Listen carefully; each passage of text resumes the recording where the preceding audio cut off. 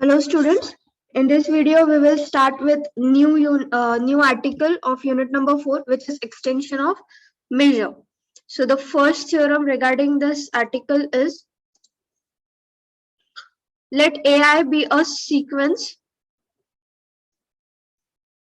in the ring R, then there is a sequence Bi of disjoint sets in the same ring R such that Bi is a subset of AI for each I, and union of I from 1 to n AI is equals to union I from 1 to n Bi for n belongs to the set of natural number, and we have to prove that union of I from 1 to infinity AI is equals to union from I from 1 to infinity Bi.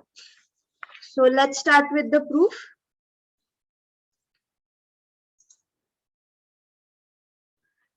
Now, proof.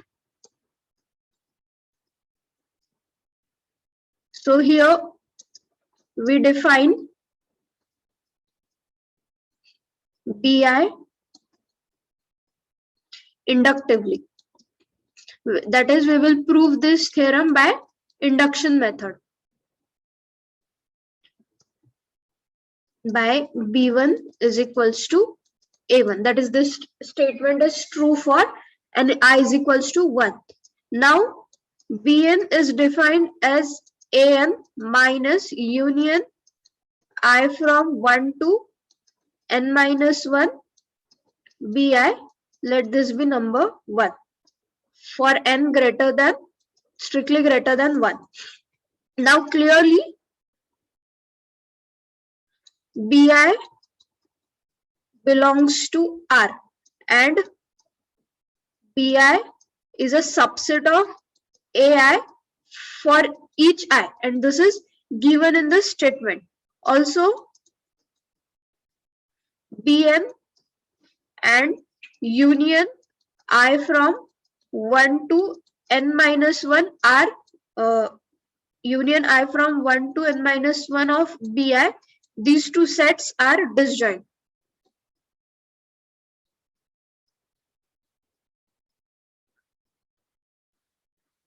Now we have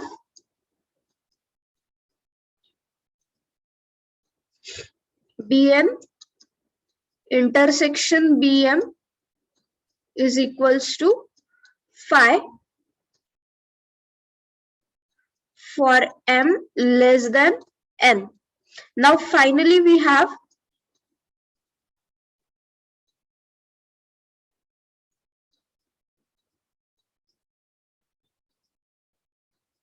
B1 is equals to A1, and if union I from 1 to k Bi is equals to union I from 1 to k Ai. Let this be number second. That is, we have assumed that the statement is true for n is equals to k and n is equals to 1, and now we will prove it for n is equals to k plus 1. Now this follows.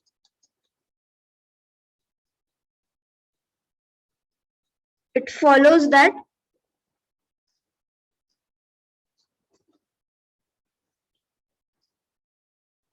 this Bk plus 1 union of union I from 1 to k Bi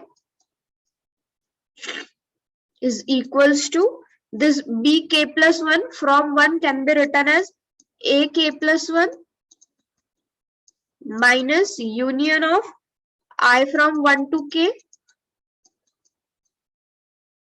Bi, and this union of I from 1 to k Bi by 1. So this implies Ak plus 1 union I from 1 to k Bi. So therefore this is equals to A k plus 1 union of this union I from 1 to k bi is equals to union I from 1 to k ai. So we will replace it. Union of I from 1 to k ai by second. So this is equals to union I from 1 to k plus 1 ai, and on the left hand side we have union I from 1 to k plus 1 bi.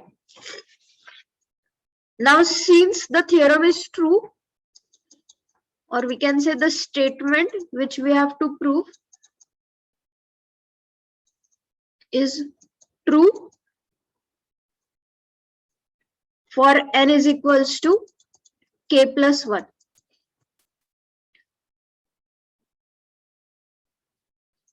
If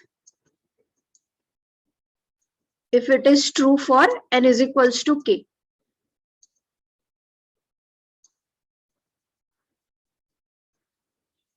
So now if we take n tends to infinity, so taking n tends to infinity, we get union of I from 1 to infinity ai is equals to union of I from 1 to infinity bi, and hence the theorem is proved.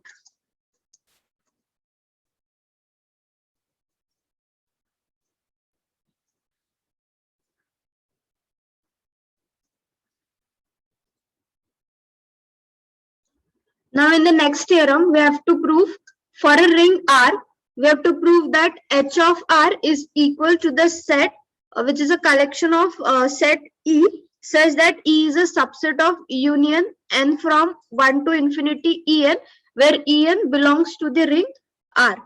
So solution.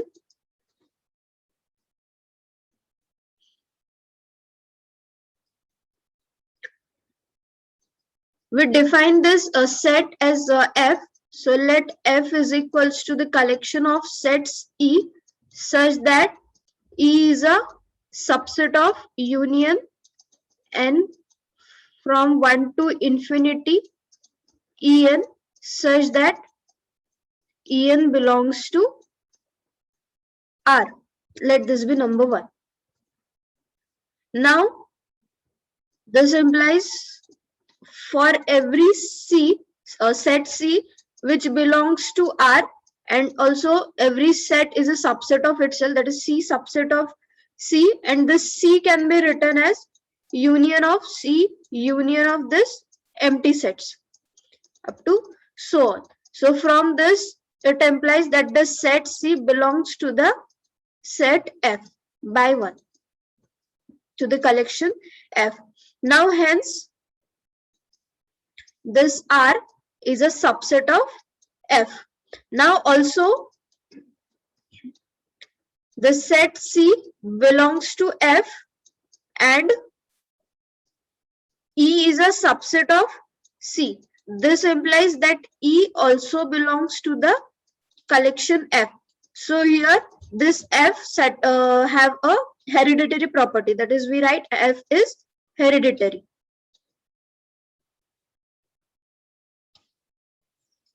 Now for any sets A, B belongs to the collection F or the set F, A minus B is a subset of A, and it gives that A minus B also belongs to F. Now let AI be any sequence in F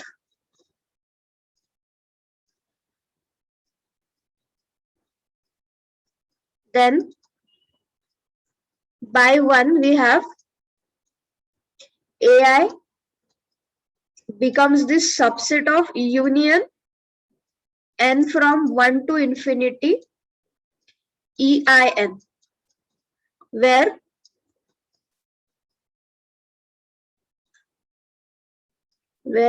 each this set EIN belongs to the collection F.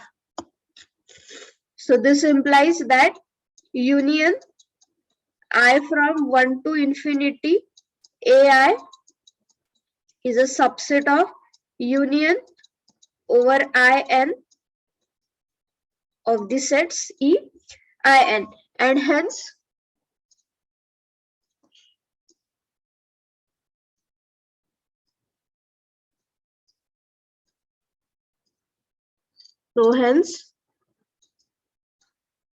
this union of I from 1 to infinity AI belongs to F.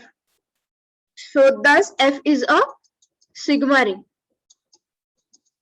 by definition of a sigma ring.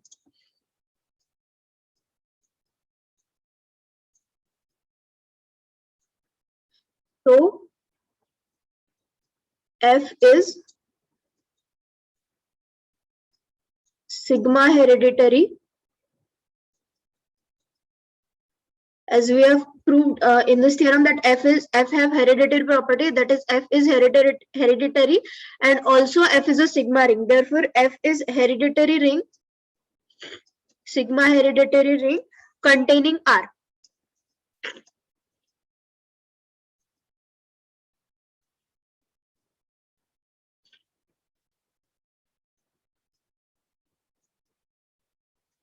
So this implies that this H of R is a subset of F. So let this be number second.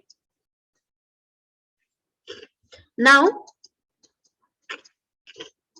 for the set E belongs to F, this implies by definition of F, E is a subset of union N from 1 to infinity En, where En belongs to R for all N. That is union N from 1 to infinity En belongs to S of R. So this implies E belongs to H of R. We have taken E belongs to F and we have proved that E belongs to H of R. This implies that F is a subset of H of R. Let this be number 3. So by 2 and 3,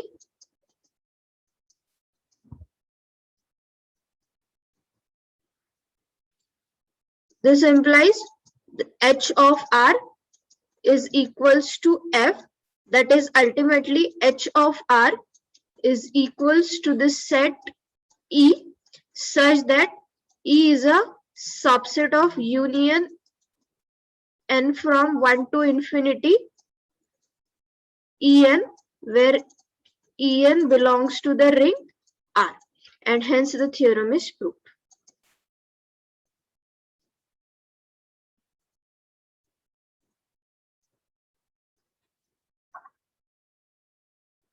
Now the next theorem is, let U be the measure of ring R, and if this set function U star is defined on H of R such that U star of E is equals to infimum in bracket summation N from 1 to infinity measure of En such that En belongs to this ring R for N is equals to 1, 2 up to so on, and E is the subset of union N from 1 to infinity En.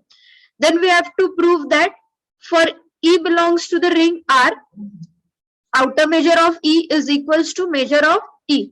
And second, that this U star, which is defined on this set H of R, is an outer measure of H of R. So proof.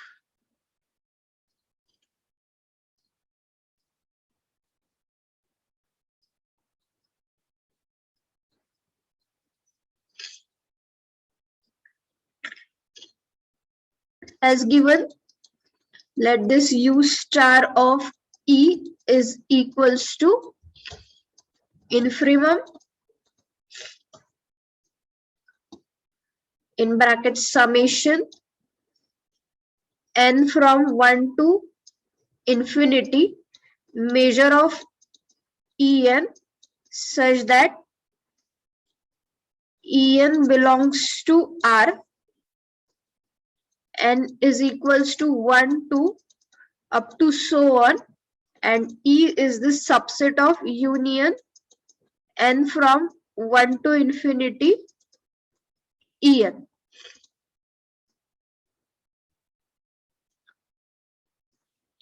So let this be number 1. Now first we have to prove that for E belongs to R, outer measure to prove for E belongs to R, this U star of E is equals to measure of E. So if E belongs to R, then by definition of this U star in 1, we have U star of E less than equals to the measure of E. Let this be number 2. Now for E belongs to R, and as given in 1, E is a subset of union n from 1 to infinity En. We have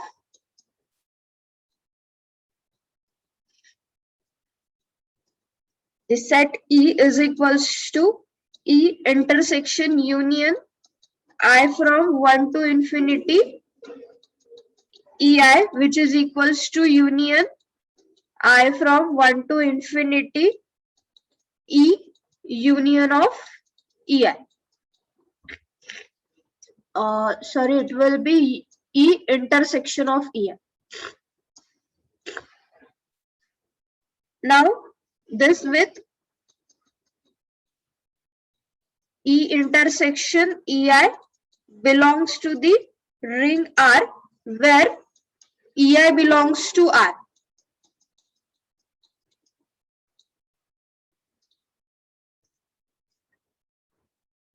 So by theorem,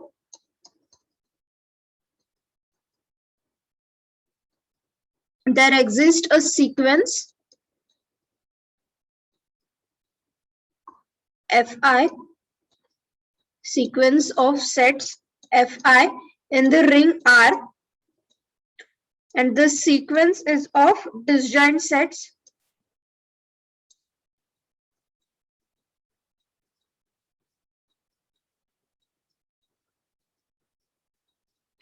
such that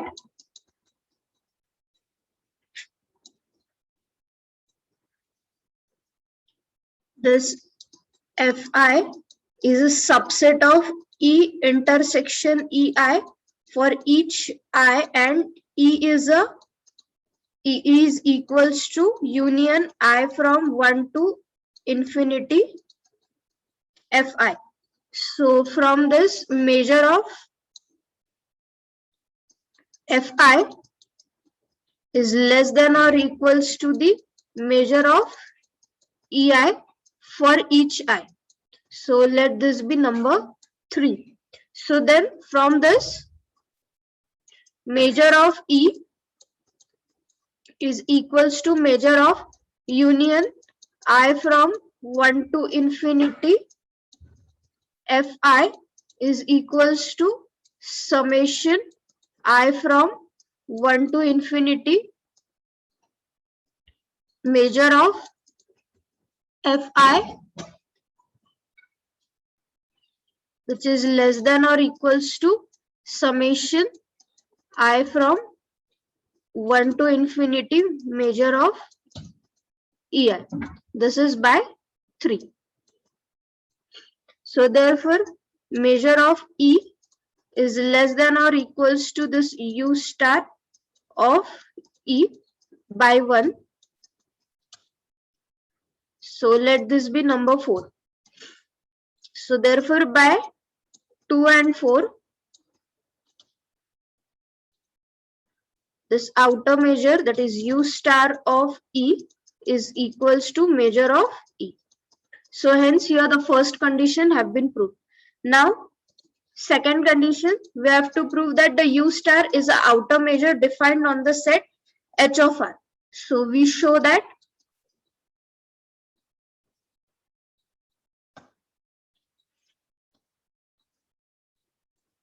this U star is an outer measure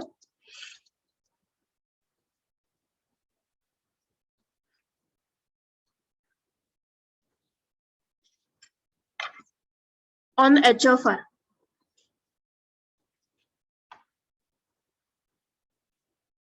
Now since U is a measure on R and it, by definition it is non-negative. So since U is measure on R, and this is given in the statement of the theorem. U is measure on R, therefore by definition it is non-negative.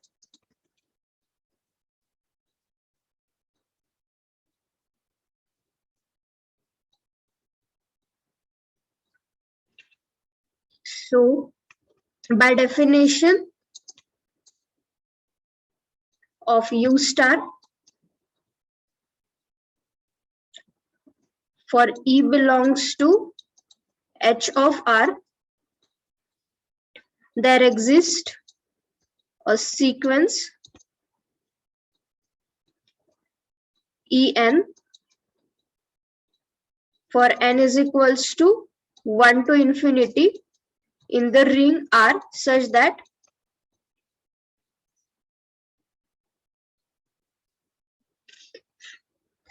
this E is subset of union n from 1 to infinity En, and also that each measure of En is greater than or equals to 0.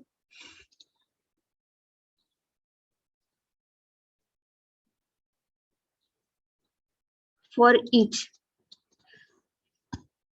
So therefore, from this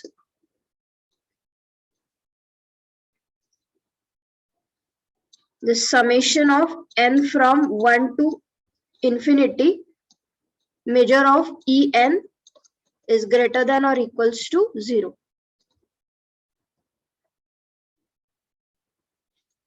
So therefore, this implies that this outer measure of E, that is U star of E, is greater than or equals to 0. That is, this U star of E is non-negative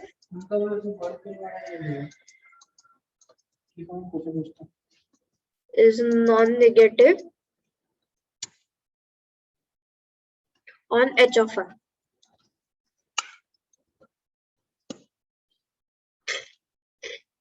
Now,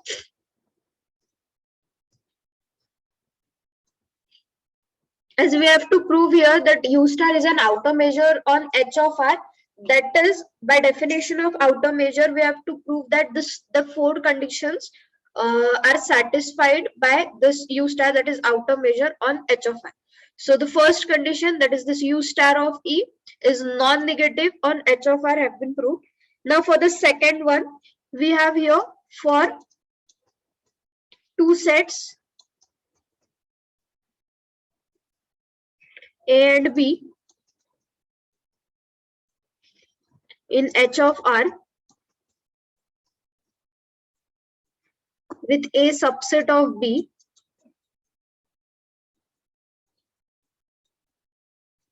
it is obvious that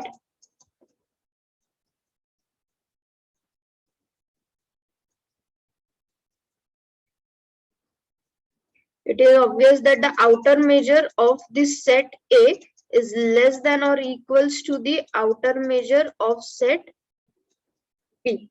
Now so here the second condition from the definition of outer measure have been proved. Now since phi belongs to R and as R is a ring, so by first it is that outer measure of phi is equals to measure of phi, and we know that measure of phi is 0. So here the third condition has also been proved. Now we have to prove that h of r, that is u star outer measure on h of r is subadditive.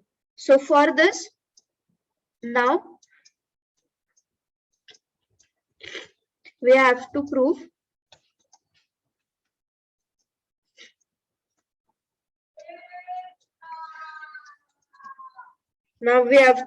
that for a sequence of sets ai from I from 1 to infinity of sets in h of r, this u star of union I from 1 to infinity of ai is less than or equals to summation I from 1 to infinity u star of ai. That is, this u star is subadditive, countably subadditive. So equation 1 implies for any epsilon greater than 0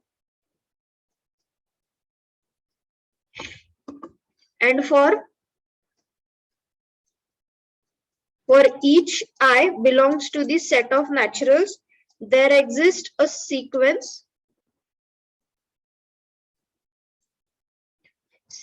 of sets Eij where j range from 1 to infinity of sets in R such that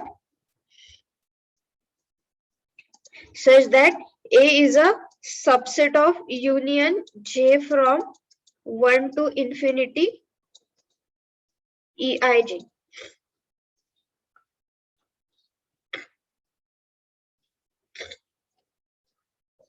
And also that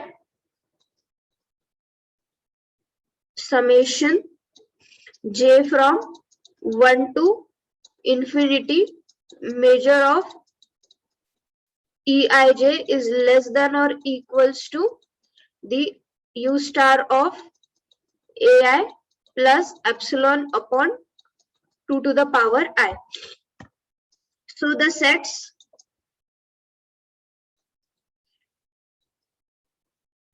Eij form a countable class covering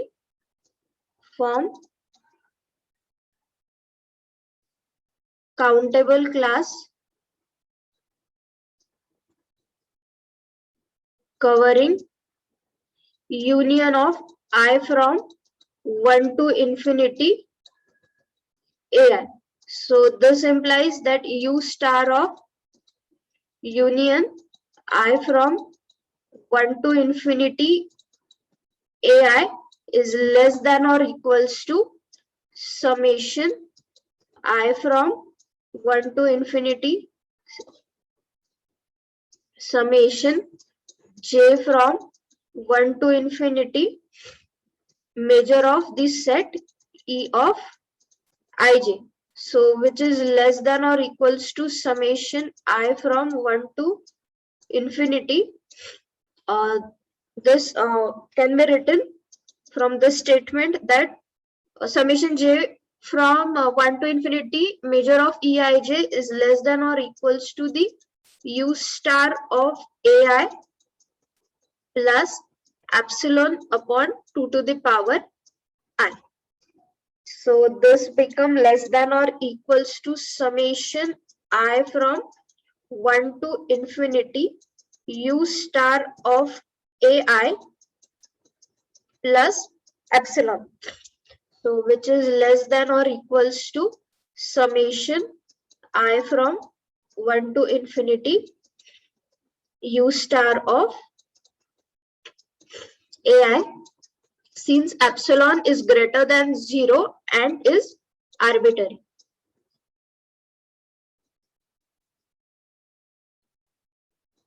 So this implies that this U star is countably subadditive. That is, the fourth property from the definition of outer measure has been satisfied.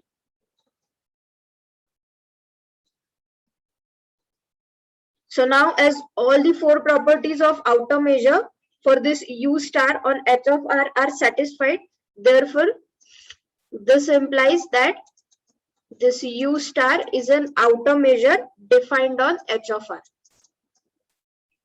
Is an outer measure defined on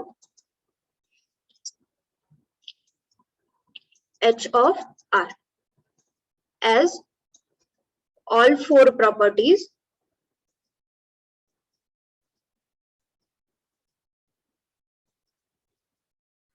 of outer measure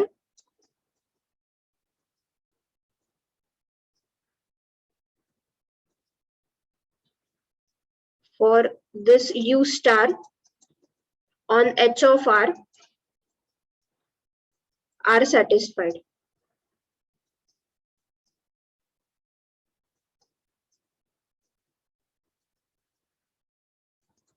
And hence the theorem is true.